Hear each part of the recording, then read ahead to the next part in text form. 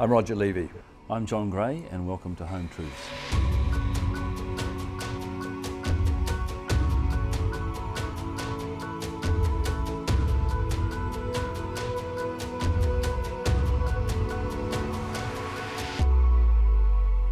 We thought we'd done our due diligence. The limb looked like it was good, had a leak, had been fixed. It looked like the building report was really good. It had been repainted, it looked good on the outside. Everything at that point, until we engaged your help, basically said the property was good to go. Well, Roger, we've got an interesting case to review today. A young couple came to Hobans to seek advice on the situation they found themselves in. They put an offer in on a property which was conditional upon due diligence. They really just didn't know where to start, and they realised that we could possibly help. This house fitted all of their needs, and the location was superb, but there was more information required. So, we took them through a process where they were gathering more information, and of course the clock was ticking in terms of their due diligence period as well. So let's have a look at the interview that I did with Nikki. Yeah.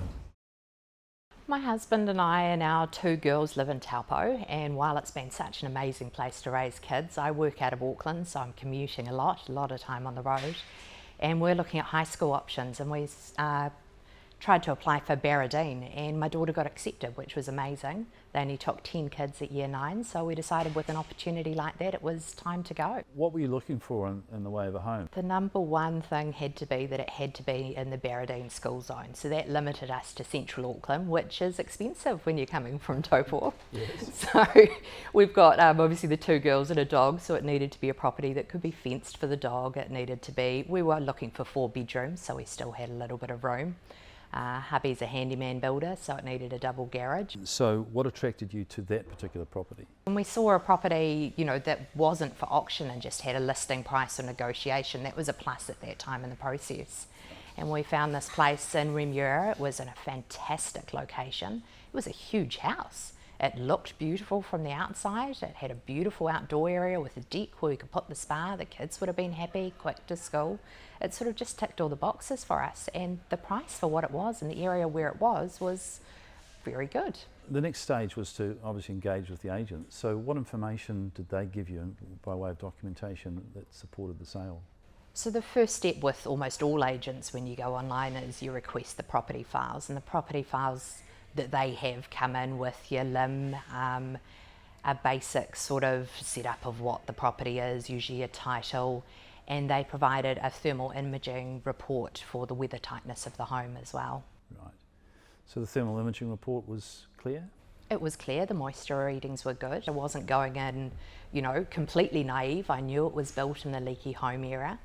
And that was always going to be a risk, but from the information we were provided, it looked like it was a good home that might need a reclad in the future, but had no current issues. So once you had all the documentation and you obviously viewed the property, you engaged a lawyer at some stage. So what did the lawyer do for you? He got the title for us and gave us a few hints about what was on the title and the shared driveway access little bit. And he said, look, you realise this is a plaster home and there's issues, and it's in the time frame that there's issues. We recommend that you do some severe due diligence on this and really be aware of your risks. You ordered a pre-purchase inspection report of your own?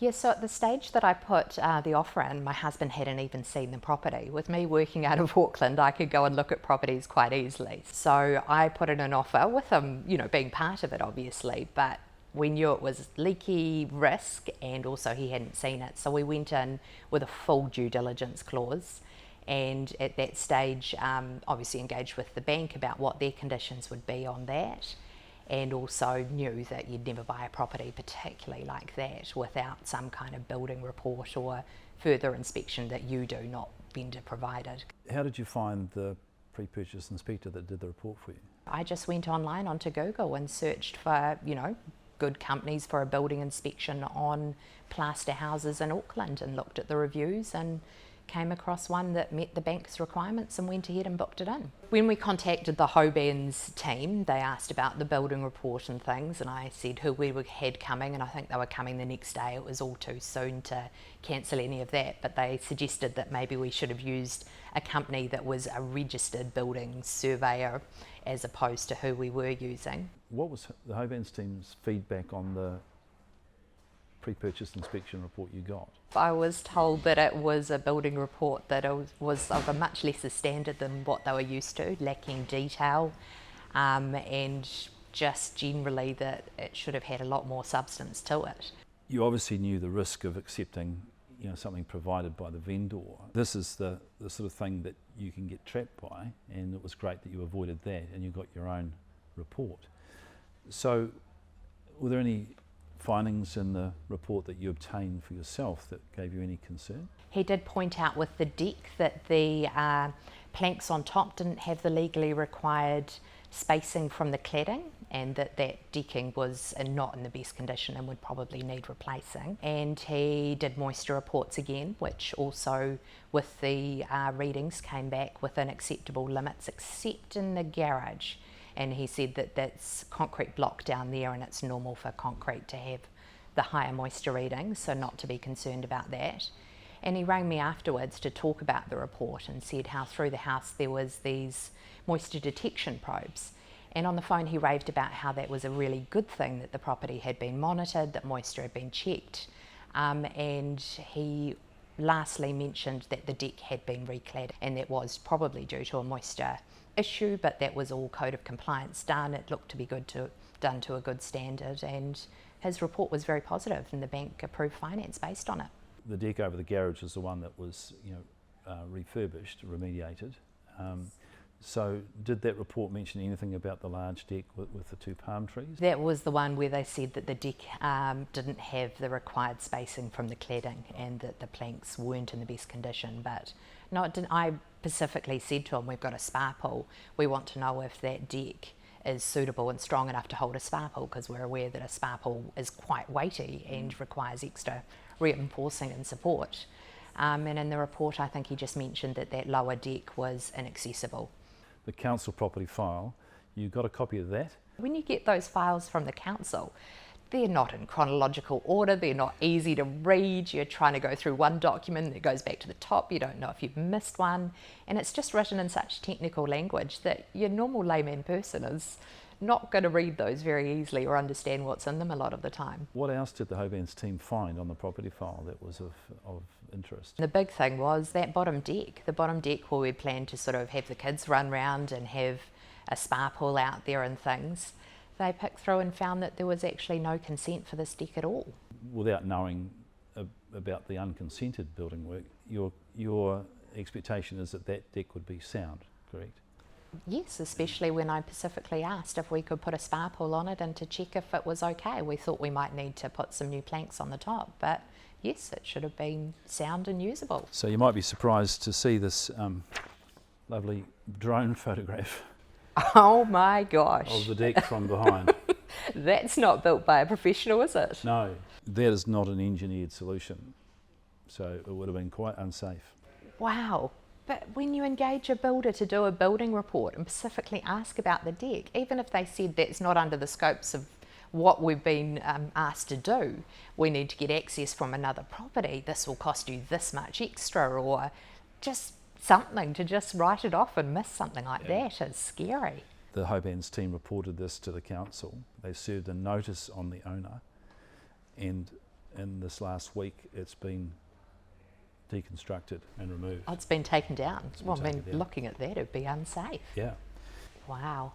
So and there's every chance the vendor didn't know about it either. They probably didn't pick that up in their due diligence. It would have been easy to miss. Yeah. You had this information about the moisture detection probes. What did you do to follow through in relation to that? So the Hoban's team had obviously dealt with a lot of plaster cases before, and they were able to advise me that there's one specific company who puts in a moisture detection probe like that. So I contacted the moisture detection company, and the owner was exceptionally helpful.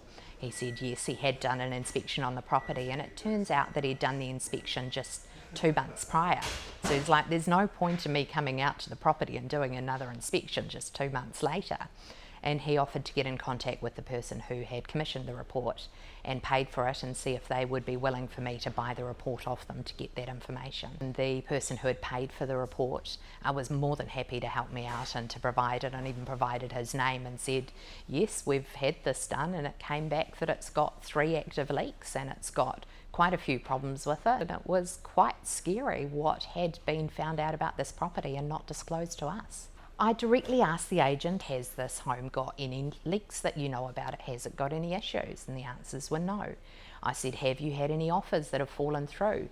And they said, yes, they have had 1 offer that's fallen through. When I spoke to the agent who showed me through the property, he said there was no issues with it, it's just the guy couldn't get finance. But later on, when I spoke to the other agent, because it was a 2-agent team, he told me that yes, they'd had the 1 offer, but it had fallen through because the guy couldn't sell his house and he still hadn't sold it, that it wasn't anything to do with the property itself. So I find it very hard to believe if they'd had this offer and it had fallen through on this moisture report, that the buyer would just go, oh, it's because of finance, I'm walking away. I don't know how they wouldn't have presented to the agent or told the agent that it's because it's a leaky home. With all the information you had, did you walk away? We always knew it was a risk with a leaky home. It's a great home in a great area. We knew it was going to cost a lot of money to reclad, but it was sound enough because it had been repainted. And if we fix those couple of leaks and immediate issues, to reclad in maybe sort of 5 to 10 years' time. So we knew there was going to be very large costs involved. We were going to lose the entire use of the backyard, have this huge drop off in what we were going to do with that, and then the eventual cost of the reclad. So we sort of thought if we could get this for a reasonable price, we're going to have to spend a lot of money, but in the future you could do quite well out of the property. So we did still make an offer, but it was lower than what they perceived as land value. So you renegotiated the previous offer? Yes, we renegotiated the previous offer. And it was quite interesting. They took offence from that and came back to us offering a $20,000 discount based on all our findings, which was quite laughable. Yes.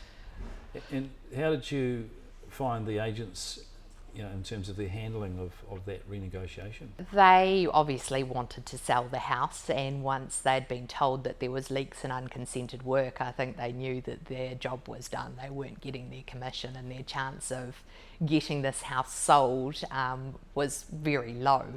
But he kept coming back to me and saying, look, surely you can offer a little bit more. Like, he's offered 20,000 less. Surely you can come up another 200,000 from where you are. It's not that bad. Right.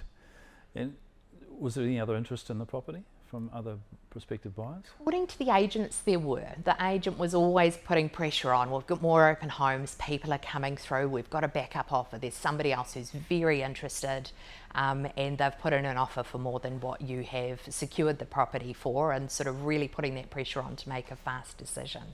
And in the end, I got a bit fed up with it and just said to the agent, look, we've found moisture issues, we've told you about them, we've found issues with the deck. You can't tell me you've got a backup offer that is seriously wanting to buy the property for more than what we offered originally, knowing all these issues. And that sort of, he went a bit quiet then. The deal fell through in terms of them not willing to renegotiate. Well, I think we're about 400,000 apart in our offers and views of what the property was worth, so there was not going to be anything happening there, so we moved on. So I wonder if the backup offer worked out for them. I don't think so, because the property was still saved on realestate.co.nz app. It popped up that it was up for rent, Okay. So that obviously moved on from trying to sell it. You've got to a point now where you own a new home in Auckland. Finally, we found a property in Ellerslie and it meets all our requirements. Great location and just needs some nice cosmetic work to make it tidy. And yeah, we're very happy. We'll be moving up to Auckland soon. So to wrap this up, Nikki, if you reflect on your journey, which has been a roller coaster ride, what would you tell a friend, family member or colleague they should do in a process that would help them avoid problems? Plaster homes are always going to come with high risks, so don't go near them unless you're aware of the risks. But also, unfortunately, don't always trust an agent. It's really hard. You ask all the right questions and things, but you really do need to do your own due diligence. and your own building reports from somebody who's actually registered to give you a thorough and good report to buy a property. I would say without a doubt you want to talk to Hobans, just become a member and get their advice. The team there has so much knowledge and are so willing and helpful to get you on the right track and to pick out those things that you're going to miss. Well, we're pleased to have been able to help, that's for sure. You certainly have. It was great to have someone who was prepared to speak, because so often we deal with people who just like to keep their periscope down and not come out and do an interview like this. Not that many people are prepared to talk about their experiences. It's obviously good that they took the steps and got out of it. You can just see how people can get so excited about a purchase, and it ticked all the boxes for them, and it's a great location, it really is. And it's a lovely house, but it will need recladding at some stage in the future. But these 3 active leaks were the primary concern. So how do you get around that when an owner is saying there's nothing to see here, and in actual fact there's evidence that, you know, in my opinion, they took steps to cover it up in terms of the cracks in the plaster. We see many cases where people have actually gone through with the purchase, and then there's a legal case because it starts to all unravel, and you know, the property fails quickly after the new purchaser and new owner moves in, and then you start to uncover all these things that happened before. Yes, of course the agents are pushing back, going, oh, we know nothing, we've asked the owner if it leaks and they've told us it doesn't. So, you know, that's it as far as they're concerned. And then of course the natural step then is for people to get their own pre-purchase inspection report, and little do they know that, you know, the vast majority of these inspectors are not that competent. Although there's changes afoot with the New Zealand standard, you know, pre-purchase inspectors are still unlicensed. Yes. It's not mandatory for them to carry the appropriate indemnity insurance. So when you turn around to sue them, they're not worth powder and shot. Yeah, it's a good point actually. With the New Zealand standard, you know, it's a very old standard, 2005 I think it is, and so these pre-purchase building inspectors, they indicate that they're reporting to the standard, and that gives them credibility and makes people feel comfortable. But it really is a very poor standard. It focuses more on, you know, dripping taps than the core building elements. Yes. Which is so that is a really important aspect that needs to, you know, we need to keep working on. People often get in the situation and they manage to, they don't end up getting trapped for various reasons, and they dust themselves and move on. They're just relieved, and they don't go back, and you know, so the house just goes back on the market, and you know, the agents are not taking a responsible position in a lot of cases, and they're prepared to go on, irrespective of what they now know about the property. It's all wrong. If you haven't got you know, good honest people who are involved in the sale of the building, and the information is not being put out there accurately, well, you know, somebody else is going to end up in trouble here. It's interesting to see that once Nikki and Andrew's offer has fallen over, the house hasn't sold. Yes. Nikki, you know, really went after them and said, surely you can't be selling the house when you know that it's a leaker and you know that this back deck is illegal. And so the last we heard is that the property is now rented. This is a house that should have at least had a bit of a banner warning to say it is monolithic plaster cladding, direct fix without a cavity, and you know, it will require intensive maintenance to ensure its weather tightness, and at some stage in its future it may require full reclad. And they can factor that in. It's not that they won't buy, but they can factor that in, you know, if they want to get a deep discount. But yeah, but to reclad that would be very expensive. It would be expensive, but then you get on the vendor's side, and of course the vendor doesn't want to, they wants to sell at their maximum value. And look, you can understand why people act this way, you know, when their finances are being threatened. This owner thinks they own a house that's worth 1.5 or $2 million, but actually it's only worth, you know, 800,000, and that's the reality. For anyone, you know, watching this now, they need to be aware that the information that's provided by the agents isn't necessarily true and correct. I mean, look at that one, you know, it's a Harcourt's agent, and yet all the documentation that was provided to them was stamped Barfoot and Thompson.